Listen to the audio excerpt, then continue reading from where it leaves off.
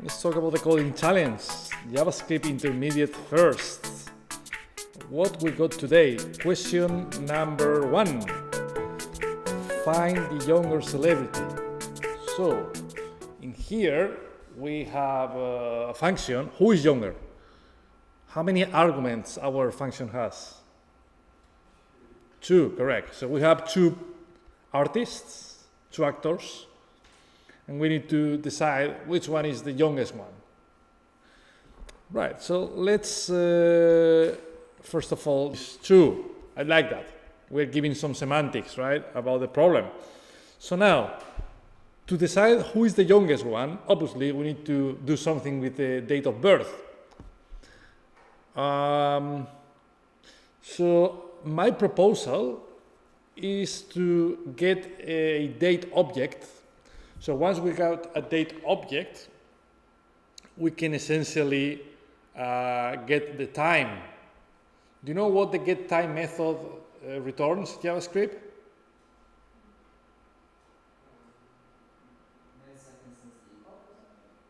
Yes, milliseconds since the 1st of January of 1970. So the more milliseconds, the younger the artist is, right? Because more time has lapsed since 1970. Does that make any sense? Cool. So let's do something. Let's first of all do artist 1 time, something like that. We may refactor that afterwards. How do we create a new date object?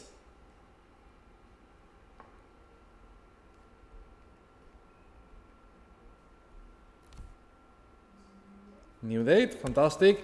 And then here we can pass the date of birth.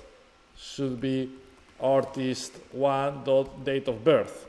And how do we get the time since 1970? There is a very sexy method called getTime that it will return a number. So we can hopefully do the same thing with artist2. And because we're comparing numbers, so we can return. What happens, guys, if artist1 time is smaller than artist2 time? Which one is younger? That's correct. Yeah? If artist1 time is smaller than artist2, that means this guy is older. Yeah? So then here we can display a message, artist2 is younger.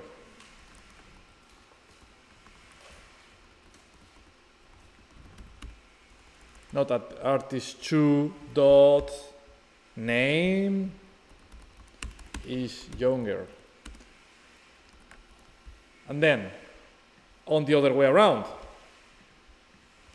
if artist1 time is greater than artist2 time, who is younger?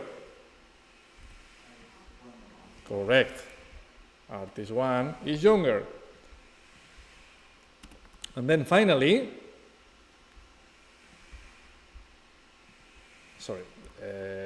that's like that, right? Finally, what was that scenario? What happened here? Who is younger?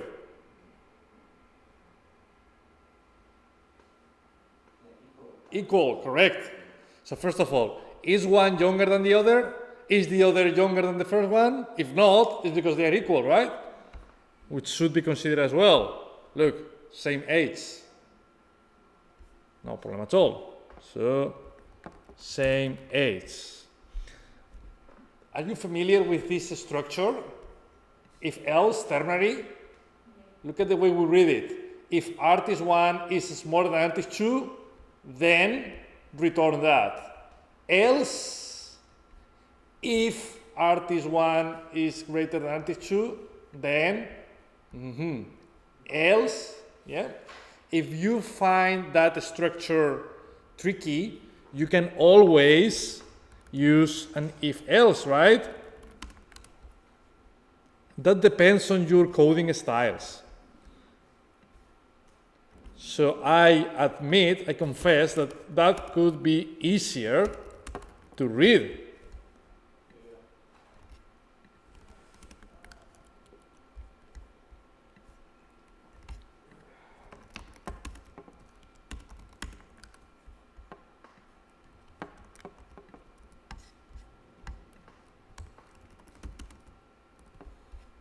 You see?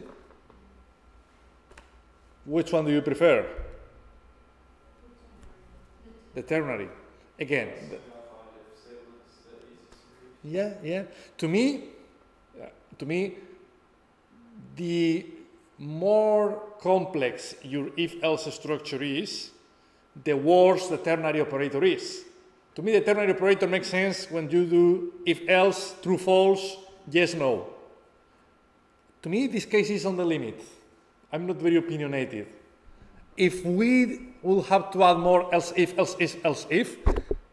that structure may be easier to read clearly. But again, this is not rocket science. Just follow your style, guys. I'll leave the ternary for now, because I had to type less. So what do you think? Is that code right or wrong?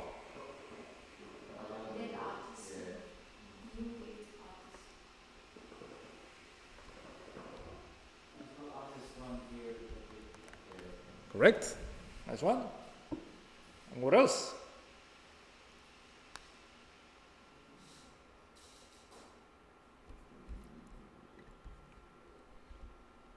So, if you spot any problem and you are right, you get 2 points. Ah, you see, no one talks as soon as they hear points. What happened with the return statement, Nilofer? The parentheses. I'm not sure about that, to be honest. That should work. Condition, if else. No, I think that should be fine. I mean, we'll see. If there is a problem with the parentheses, you'll get the points. But I don't think that's an issue at all. Let me show you the question on the left-hand side, if that then helps.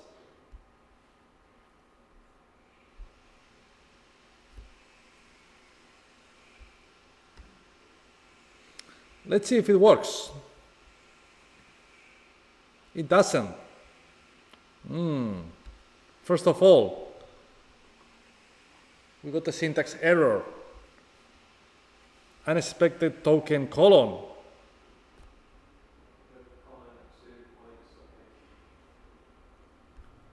Say it again? Oh, all right. Is it failing because of the command? Yes, that's true. You're right. That's a bit weird, right? But anyway, it's not working yet. It's working only on one of these. Can anyone see why? Say again? No. Indentation is not going to change the result. This is just about the styling. Indentation may throw an elegance warning, but that's fine, right?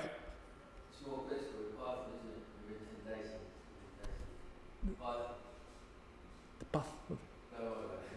No, say it again? I was talking about Python. Python, oh.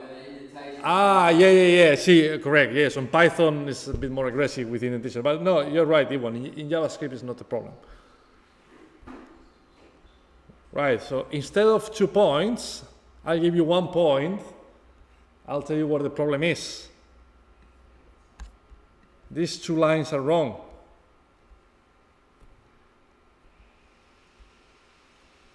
You need to see the question on the left-hand side to notice why. No. The hyphens, what's wrong with the hyphens?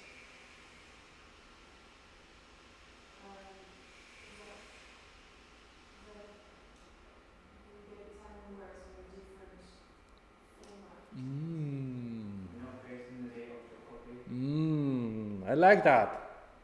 Good. We are narrowing the problem. So, and I said there is a problem with the, and Richard, problem with the date format, hyphens. What's the problem with hyphens and date format?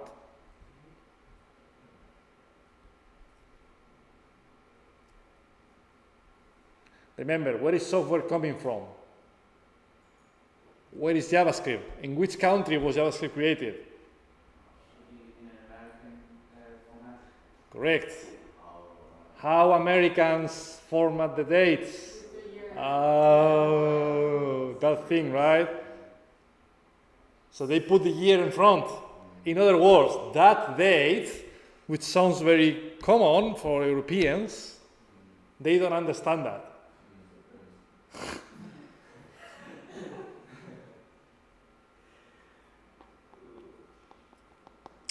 So,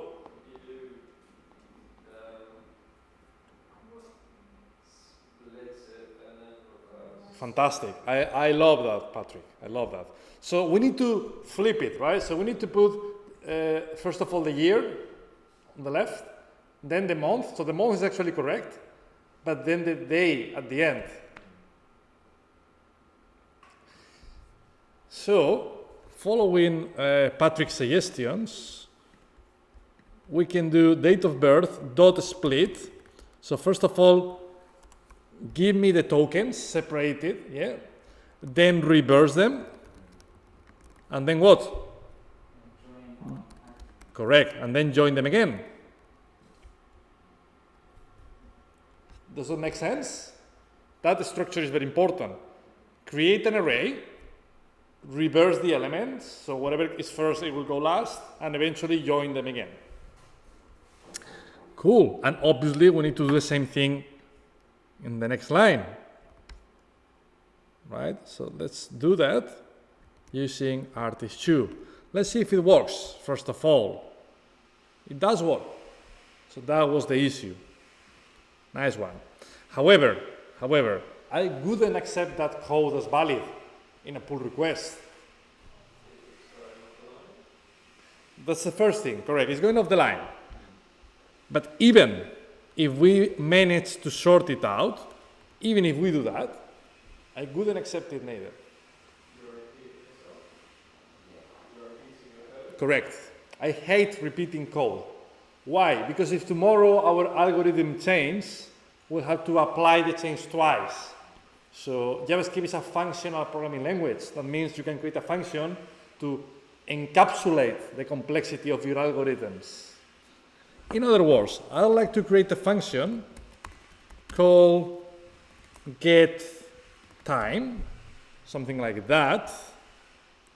So it will receive a date of birth, and it will return new date of birth, dot split, blah, blah, blah, dot reverse, dot join. So then, look at how easy it is to deal with my code.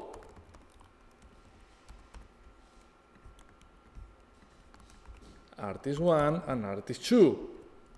We still have the same complexity, but only once. You agree that now the code looks much better? Yeah. Cool. So let's see if it works. Still working, right? So that's the way we deal with that problem, which wasn't particularly simple, to be honest. Any questions? No? Let me have a quick look to your approaches. So, Vincent, he did literally the same thing, right? He just changed the order of the elements, but apart from that, it's very good. I'll tell you something, and this is very personal, right? So it's okay if you disagree on that. I'm not a big fan of empty lines. Because, generally speaking, developers say, no, if you have a break line and empty line, your code is cleaner, easier to read. But my point is the code should be readable without any empty line. If you need to add an empty line to defend the readability of your snippet, it's because maybe it's time to refactor it a bit. Yeah? But again, as I said, this is not based on any standard. This is just based on personal appetite. For instance, Anais, she didn't add any breakpoint, which I liked. But I don't like a couple of things. First of all, I'm struggling to read the ternary operator because this line, right, as you can see, it's a bit confusing. So that piece of code should be moved to a new line. Do you agree on that, Anais? And also, as we mentioned, even though that's correct, we are repeating the same code twice, right? So we should avoid that, as Vincent did. And Patrick tried to do something. Yeah, I went on the wrong path. Started off well, and it just went down. Right, so he tried to extract the year and then sort the years. A bit complicated, right? But I hope you got the point about how to solve it. Yeah. Cool. Cheers, guys. So that was question number 1. Let's have a look to question number 2. Find YouTubers that are good at coding. So we have an array of YouTubers and we want to identify who has won at least a challenge. So with method in JavaScript is really good to create a subset of an existing array based on a condition.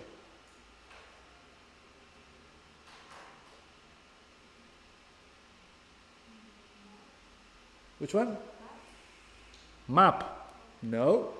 So map receives an array of 3 fruits and returns another array of the same fruits. Filter. I like it.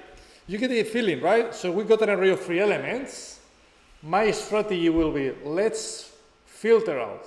So let's keep only an array with the YouTubers who won at least one challenge.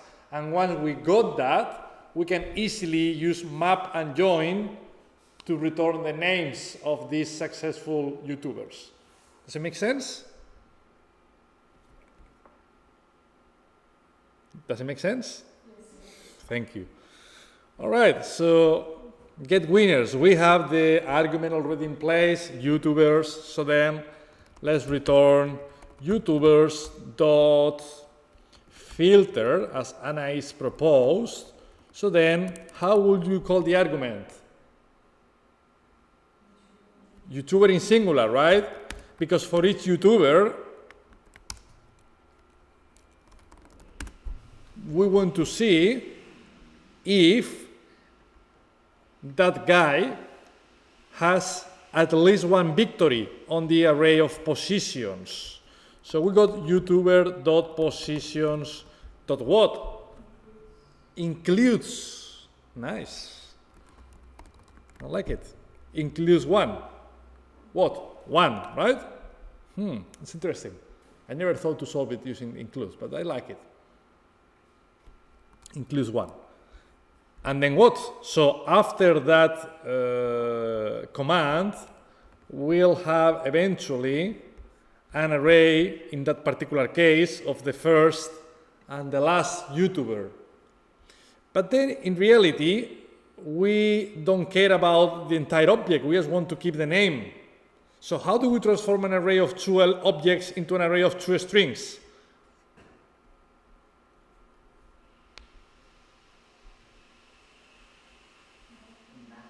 Map. Correct. I like it, Richard. Dot map. Tell me again the argument name. Correct. YouTuber. Still, that's a YouTuber. And then return YouTuber.name. So instead of having an array of objects, we'll have an array of strings. And then, in reality, we don't want to return an array of strings. We want to return a single string. So how do we transform it? Join. I like it, Anais. Join what?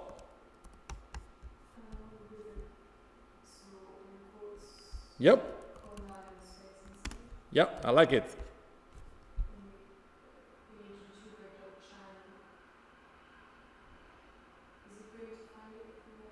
We need what, sorry? Channel, correct. Yeah, you're right. I said name. It's not the name of the YouTuber, it's the channel name, right? Yes, you're right. Channel.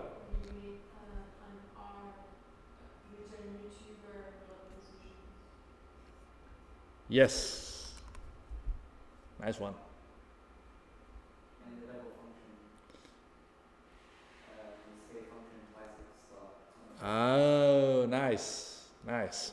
So we do that on purpose just to make you fail the first time you submit it, right? Function is written twice. That means if we submit it, it won't work. Unexpected token function, it's like, what's going on? I never typed that, but unfortunately the Codiri people, they did, right? So now it works. Can we simplify the code a bit?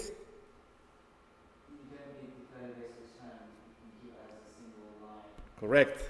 As Richard suggested, remember that all these JavaScript methods, find, filter, map, all these things can be simplified. So whenever we have something as simple as that, you can remove the curly braces and move everything to one line.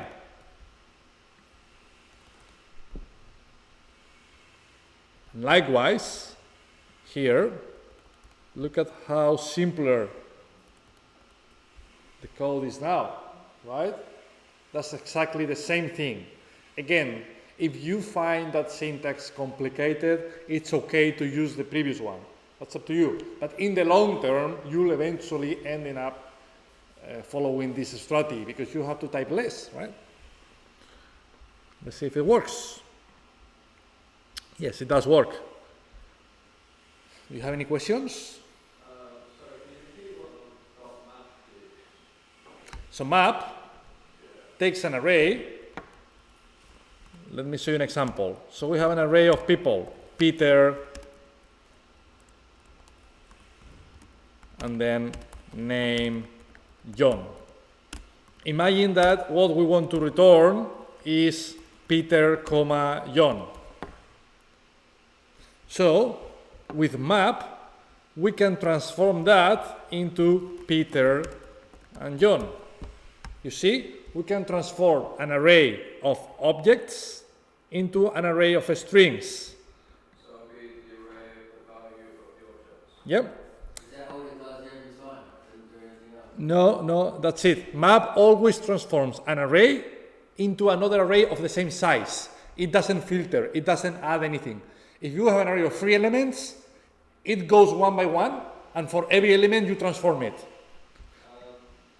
this though, get winners is an array of objects and positions is an array of the objects. So which part have we got happening? So here, with map, okay, let's put the positions.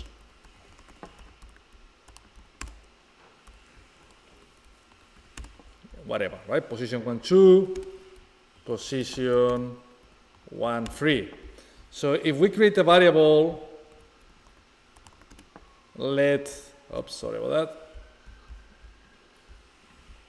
Let's move it down for readability purposes. So let people equals, this is our array. And we want to return an array of strings.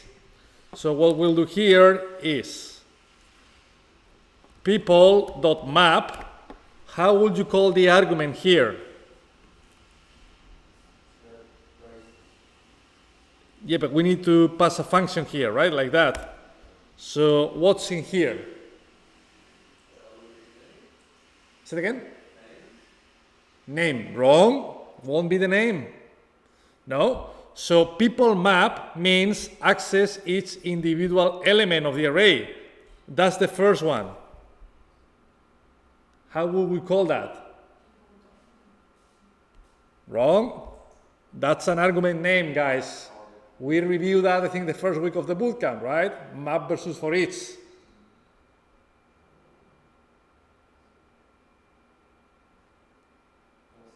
Person. I like it. That's correct. So go through the array of people, and then here we'll have access to each individual element. That's the first one. That's the second one, right? Because I was assuming that everyone knew that. Let me stop everything and let's create a snippet and let's add some breakpoints because this is vital. This is the base of everything. You cannot progress anywhere if you don't know that. So let me create a function.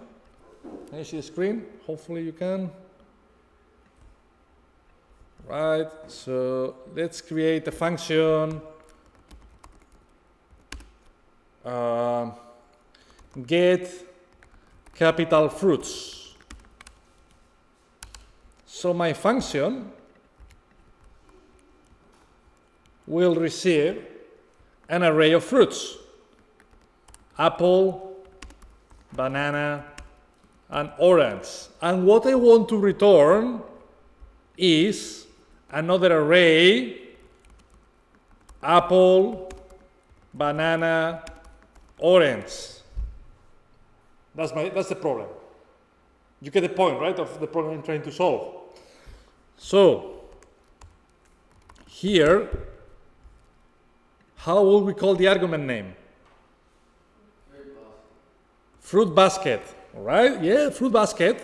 Can we simply call it fruits in plural? Yeah, even though I agree with you, fruit basket. Cool. Keep things simpler the better. And then, how do we transform that, guys? Can you tell me? Oops. Map. Dot fruits. No?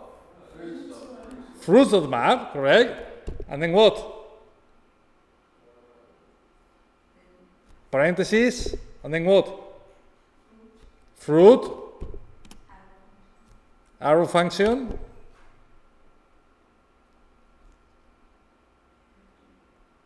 And then what?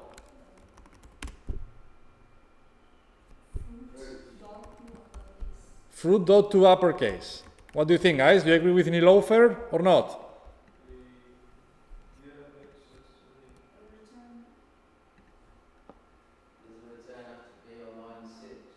Return on line 6? What do you mean on line 6, Yvonne?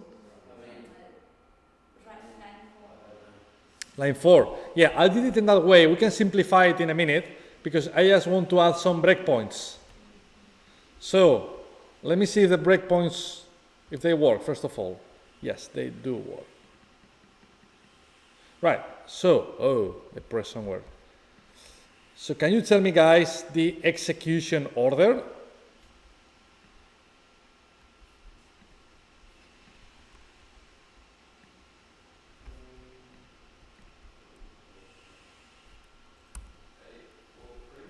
Eight, 4, 3. So this is Patrick. 8, 3, 4. E1, 8, 3, 4. So, okay, if we stop in one line more than once, you need to tell me how many times we stop on line 8, on 3, or on 4. E1? 3 times. 3 times where? Yeah? And then what? It does again what? 8, 3, 4. So 8, 3, 4, 8, 3, 4, 8, 3, 4. I think it's 8, 4, 4, 4. So Patrick, too late. You already gave your opinion. Okay. You have only one chance. You would have said this and you got to change it. You were still on there. So, Nilofer.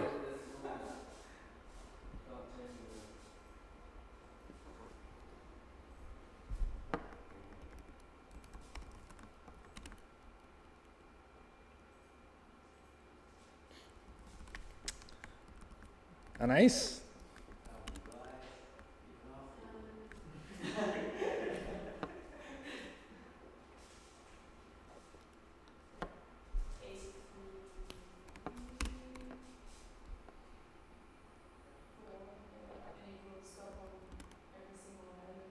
Eight, 3, 4. Anything else?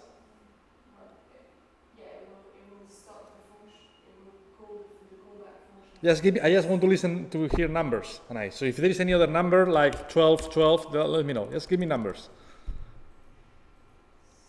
Well, yes, I agree with you. So you agree with E1, all right? So E1 and Anais. 1, 2, 3, 4, 5. Vincent? 8, 3, 4, 4. All right. And Richard? 8,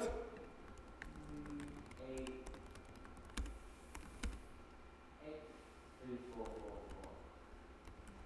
4. How many times 4? 4, 3 times. 3 times. Same as Vincent, essentially, right? You agree with him? Yeah. He's not convinced. It's because I'm not sure if it has to stop on 3 first when it's checking the fruit arguments. Because every time you run through the map, we're getting a different fruit as the argument. Checking each fruit. So the apple then returns apple to uppercase, and now there's a map. Yeah, but map iterates through each one. So start of line is a return fruit, stop map, and then input note bracket, and then a fruit. That thing's going to change every time what the fruit is. But then what? That's I see that. Right. So if that was part of an interview process, that's the simplest you can get in an interview process. Only 2 of you will get the job, right? So let me ask you something. When you do the board challenge, do you create a snippet on the tools? Yes. Do you add breakpoints? No. Obviously not, right? Obviously not. So please, starting from the next week, you do something really well, which is deal with the board challenge. That's fantastic. But it's not only about finding the solution. It's about add breakpoints everywhere, and then try to figure out, okay, I think it will stop here, here, here, and there, and then you can prove by yourself if you are right or wrong. So only Vincent and Richard are right. Why? At least it's good to see everyone accepted that the algorithm starts at line number 8. Yeah? Then we go to line number 3, not 4. Patrick, so we go to line number 3. And then now the controversial is how many times we go here. So I don't really get why E1 and Anais thought that line number 8 will run 3 times. That's not true. That's not true. This is not part of any loop. So this line will run only once. But then, as some of you suggested, that map function will run as many times as elements our array has. How many elements our array has? 3. How many times line number 4 will run? 3, correct. Let's prove it. 8, good. 3, right. And then, on line number 4, what will be the value of fruit? Apple, correct. Yeah? So, essentially, here, this is what we are returning. We'll return, oh, sorry, I killed the algorithm. Oh, sorry, I ruined it. Yeah, correct, Iwan? Correct. Exactly. It will take fruit apple in lowercase, that will be the input, and the output will be the same fruit in capitals, in uppercase, right? So, and then on the next iteration, what will be the value of fruit? Banana, correct? And the same thing, right? It will take the banana in lowercase and it will, as an input, and the output will be banana in capital. And finally, orange, the same thing. You can see the result. You see, it's replacing elements. It takes that and it returns that. Input, output. That's the way map works. Have we deleted any element from the array? Have we added? Have we modified the size of the array? No. If we got one element, we return one element. If we got 1,000,000 elements, we return 1,000,000. It just goes one after the other. transforming that particular element. That's the way map works. In that particular case, look at the way we transform it. With map, we receive an array of objects, this one and that one, and what do we return?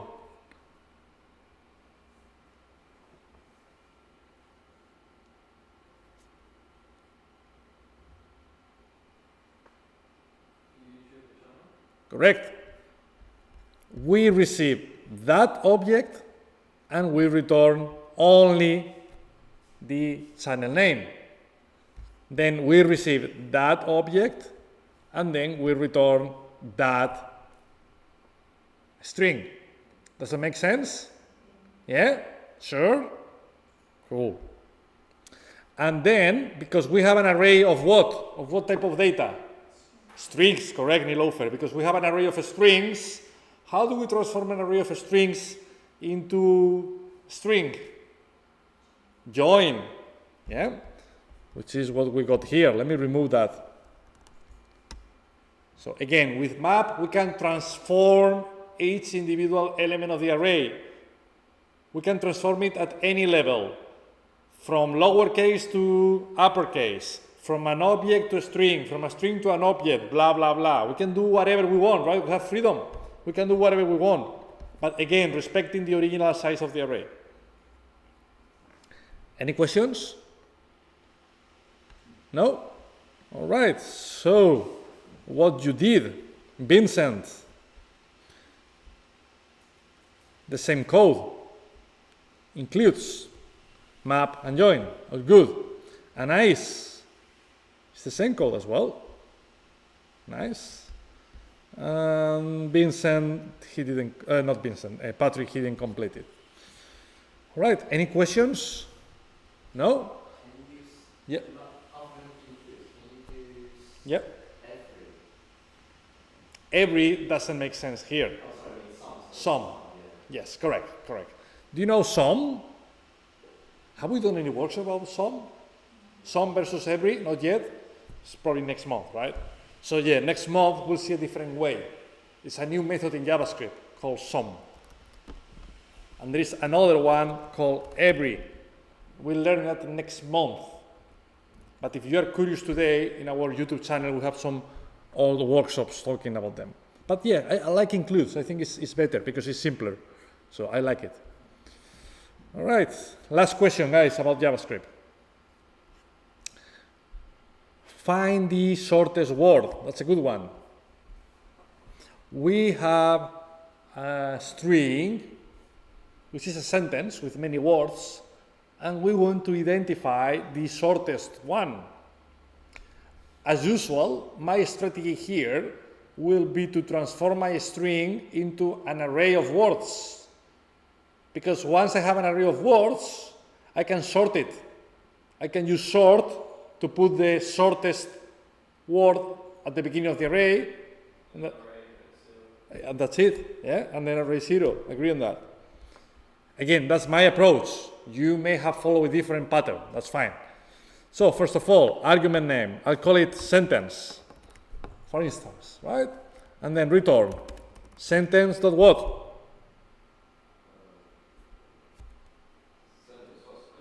Split, what else? Empty string? And then what? So that's a very interesting discussion. E1 suggests to put empty string, but Patrick says that we need a space. So if we have here an array, hello world,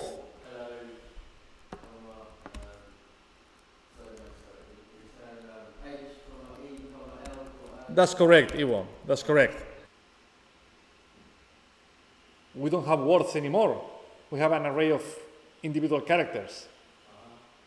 We cannot solve the problem. How do we know if on is shorter than D? We don't know, because we have an array of individual characters. However, what Patrick suggested is to put a space to cut the string in here, right? Sorry. And if we do that, what will we get back, Patrick? An array of the words. Hello, world. That's correct. Once we have that, we can easily determine which word is longer or shorter. So I think that's the correct strategy. Split empty string with a space in midway. All right, and then what?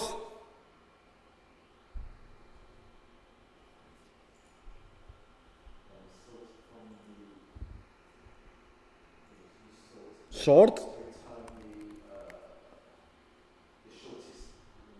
Correct. And how do we do that? Yeah, word one. Yeah. Yeah. Yeah. Second. Yeah.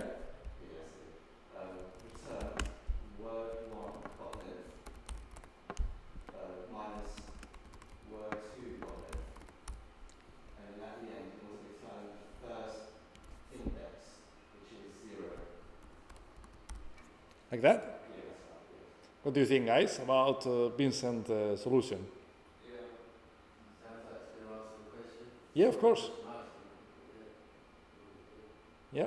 So do you agree just because he scored 100 today and then he cannot be wrong, or?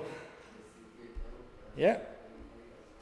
Okay, so if you agree on that, for instance, Nilofer, why minus and not multiplied or divided?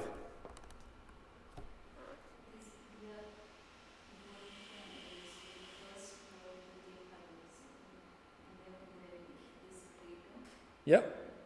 So here we are comparing two words, right? For instance, hi and hi versus Nilofer. So we want to see which word is shorter, this one or that one. So what's the result of hi.length? 2. What's the result of Nilofer.length? 1, 2, 3, 4, 5, 6, 7, 8. 2 versus 8. So here we are doing 2 minus 8. What 2 minus 8 returns? Wrong. Minus 6. A negative number at the end of the day.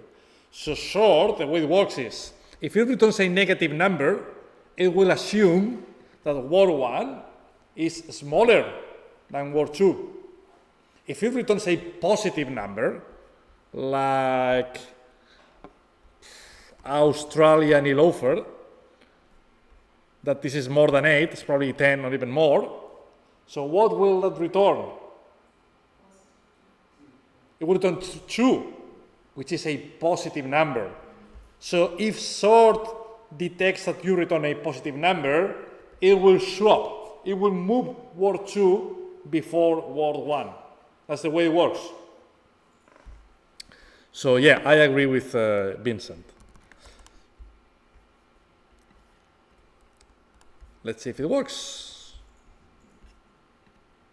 It does work, which is good, right? Can we simplify this a bit? Can we return this condition inline? Correct. We can do that, right? Remember, if you do that, you cannot put a semicolon. It will fail, so you have to remove it. That's the same. Again, this is about readability. Which one is more readable?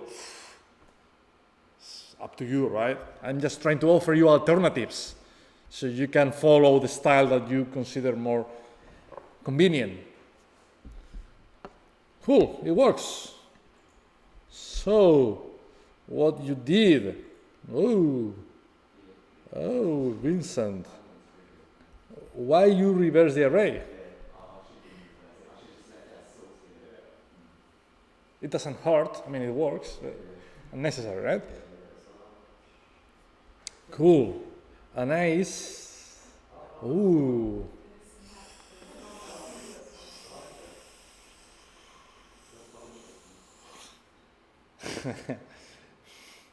Yeah, that's interesting, right? So she's using reduce, so she's iterating over the array, and then if each word is shorter than the one that was previously the shortest one, she replaces it.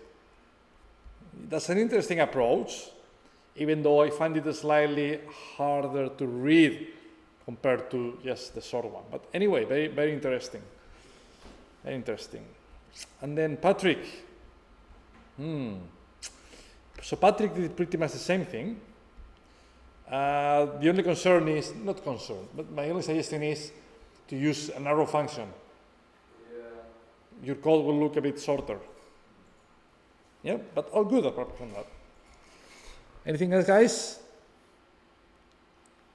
No?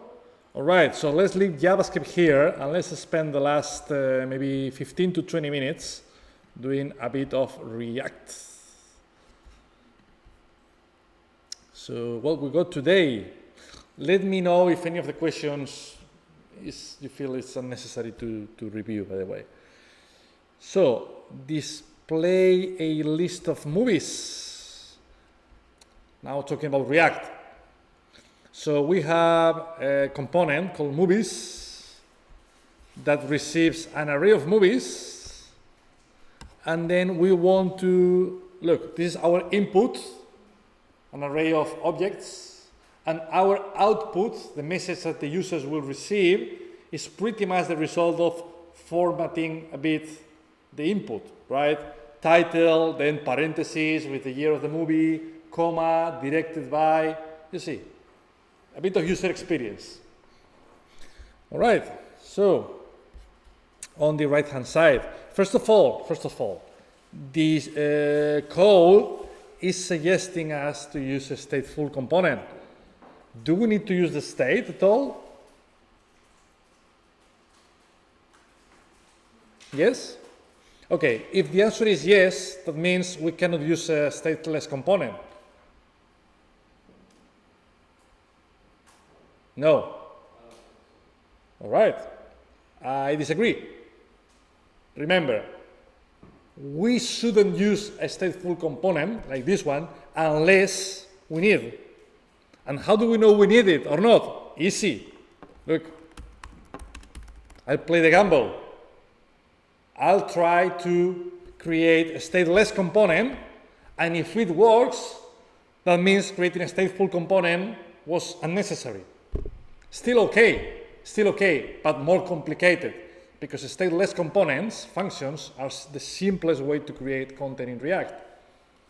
Why do you think we need a state? We change things. What do we change, Nilofer?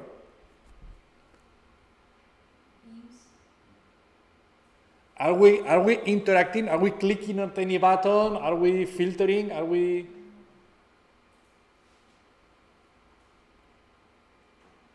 The thing is, if you think that we need a stateful component, you should be able to argue that.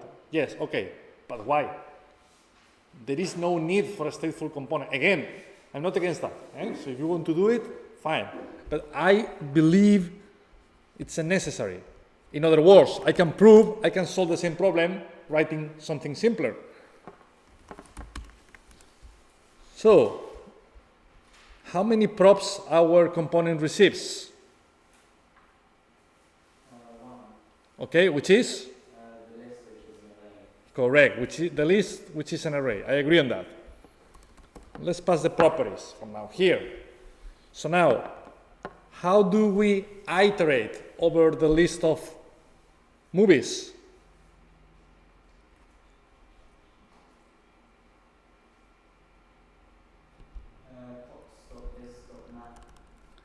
Props.list.map.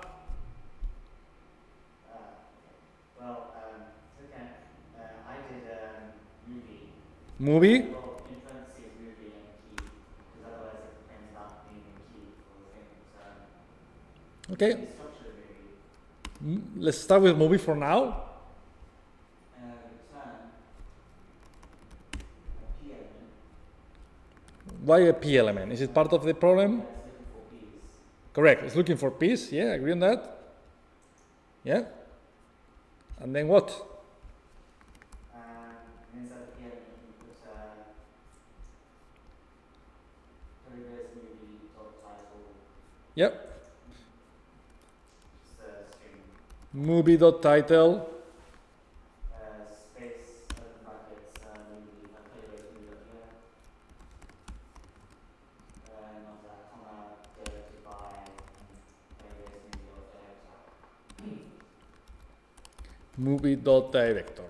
Something like that. Yeah. What do you think, guys? You could make it by destructuring movie to title, yeah, director, say that, just keep being movie dot. That's very interesting. That's very interesting. Do you remember object destructuring? Yeah? So, every time we have that setup, or we have an object, movie, and then we're going to access the title, the year, some properties, with modern JavaScript, we can simplify that. Look, using parentheses, title, year, director. So it will inspect, okay, here the argument, which is a movie, I know that. Please give me the title, give me the year, and give me the director. So then, look at how much the code gets simplified. That's it. You don't have to do movie.title, movie.year, movie.director. Can we apply destructuring anywhere else?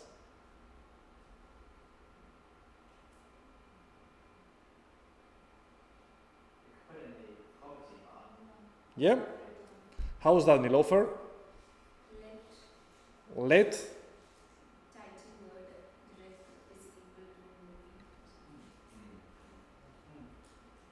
what? Sorry. Above return, yeah. Let title and then what?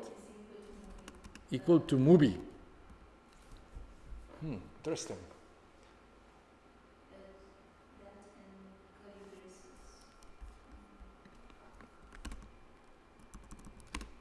Like that. What do you think, guys? It will work in the function, but as another alternative way to destructure, to use the destructure stuff, you could, destructure, create variables like that. So will this work? No, the function will work. Why? Because we don't have a movie. Correct. What's the difference between typing movie and Brexit? No difference. Where is movie coming from, Nilofer? I agree with you. I like the idea, but essentially, what you wanted to do is, look, so her proposal was to keep the movie here and then do that. That's correct. That is correct. You get an object, and then once you have, find a property called title and assign the value of the title to a new variable called title. Again, go to the movie, find the value of a property called year and assign it to a new variable called year. And go once again by the third time, find the property called director and its value will be assigned to a new variable called director. That's correct. That's correct. I just find slightly easier to do it in one go. You can do it there. You save one line. But again, this is very personal. You may disagree. That's fine. Again, can we use this structuring anywhere else? We already put that box, we could get this. Okay, so wait. So Richard is suggesting that we can do something here on the first line. Can anyone apart from Richard tell me what can we do?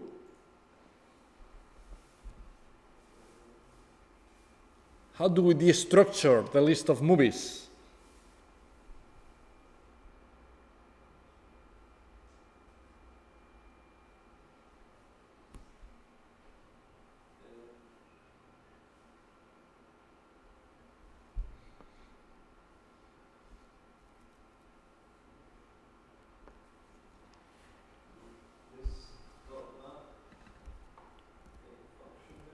List dot what? Dot map here. No. Nilofer disagree. Why, Nilofer?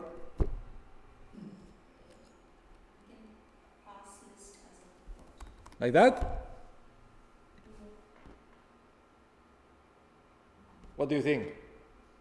Apart from Richard and Nilofer.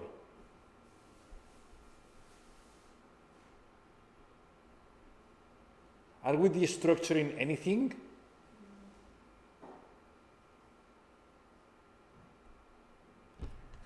If I type Boris Johnson,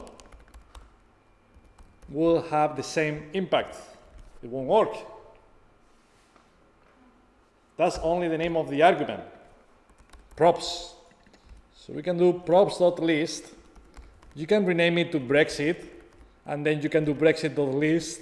You can rename it to Trump, and then you can do Trump.list. So that doesn't matter, right?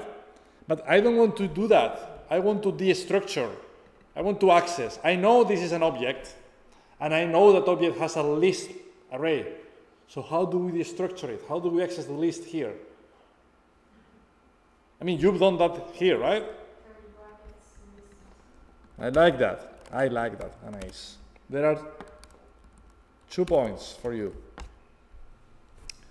Can you explain that?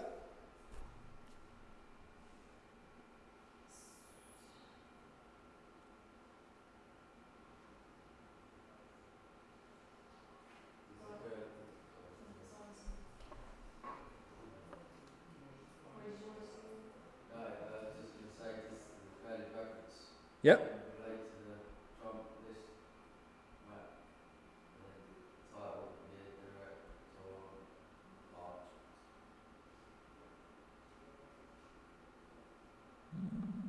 I think properties is inherent to the component movies. Mm-hmm. So it will, if we put curly brackets list, it will know that we mean props.list. Yep. Yep, that's correct. So again, that's the same thing. It doesn't matter the name of that variable. The important thing is this is an object. That's an object, right? And that object has a property called list, which is an array. We don't care yet about the content of the array. So we can do props, and then here props.list, that's fine. Or we can simply type list here, so then we don't need to type props again. We're inspecting the content of the object. Where did it become an array though? That's a good question. What happened in an array? We are going to do a workshop about object and array destructuring next month, right? But at least I hope at the time we cover that, it will be a bit more familiar, right? So, we mentioned, just to remember, check the calendar, object and array destructuring and some versus every. I'll make sure these 2 topics are on the calendar for the next couple of weeks. What do you think, guys? Will this work? Yes?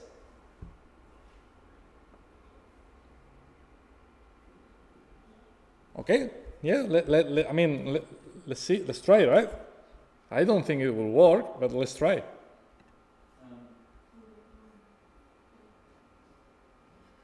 Oh. The key needs a key. It's an elegance issue. Correct. So look at what happened here.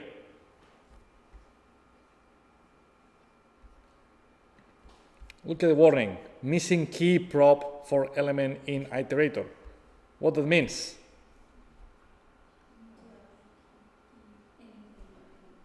Yeah, we need to add a key. And what's the value of the key?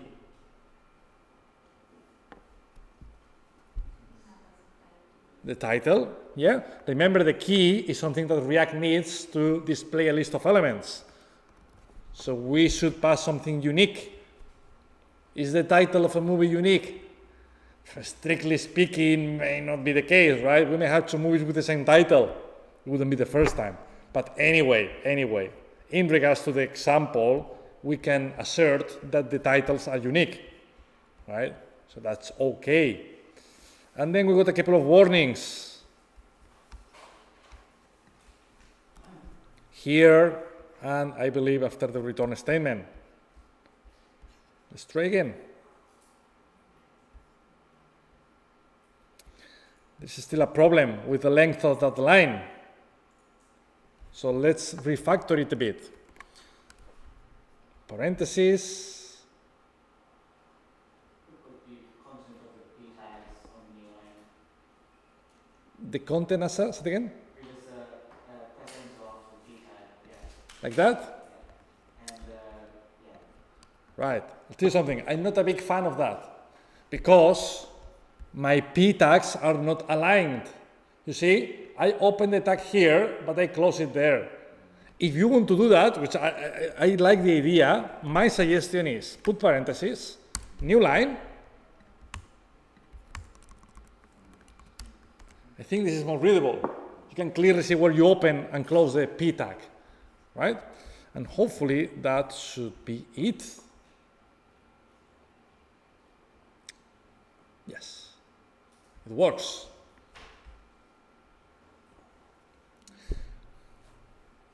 What is that component returning? Is it returning HTML? Is it returning a div? Is it returning? It returns what? Okay, JSX. Yeah, correct. Of course, you are right. Technically speaking, JSX. But JSX of what? What is it returning? I mean, if I let me change that. If I have that div hello, it returns a div, right? It's pretty obvious. Yeah. If I have a label, it returns a label. But if I got that, a paragraph, several. Correct. We are returning an array of paragraphs. Which is correct, I'm only reporting that because that's maybe not very common. In other words, imagine that we got a div with a couple of paragraphs. P, hello, P, Cody. That's correct, right? But can we do that? No, why not? We're using React, so we need it to be within one tag. Correct. Two separate tags. Correct. That's correct, Patrick. The way React works is we always need a parent tag surrounding everything. That will work because we have a single root element that dominates everything. However, in our previous example, it did work. We didn't have any parent tag. Let me show you again. Which is the parent tag? We don't have any parent tag. We just have two or more, right? Maybe 100. We don't know. But it worked because in reality, we are returning an array of p tags. That's the key to understand why it did work. And why we return an array of p tags? Because map returns an array. In other words, our component returns an array. An array could be an array of strings, of numbers, of whatever. In this case, we have an array of JSX tags, which is valid. It's completely valid. Yeah, it's the way it works, right? We'll have a workshop to talk about fragments. That's actually a good candidate when talking about the student workshops, the empty tags. We'll talk about these things. Right, guys, I think we are out of time, unfortunately. Let me have a quick look to your solution. So we got Vincent versus Richard. So what did you here? So Vincent, it's pretty much what we did, with an inline return statement that does the same thing. And Richard, oh, you see Richard, to avoid the problem, look, that's interesting, it's subtle, right? You see that thing here. Do you know what's that? That's a fragment, correct. So to avoid returning an array of content, he's creating a fragment So then he's returning JSX, and inside of the fragment, he's doing all the magic, right? Which is okay. I just find this a bit unnecessary. And you can see, visually speaking, that Vincent had to type a bit less to do the same thing, right? Cool. Anything else, guys? No? All right, so we are out of time. We'll do the next workshop at 2. I'll catch up with Iwan at 3. We'll present the portfolios at 3:30. We'll do retro at 4, and we'll play ping pong at 5. That's the plan, right? Cool. Thank you, guys.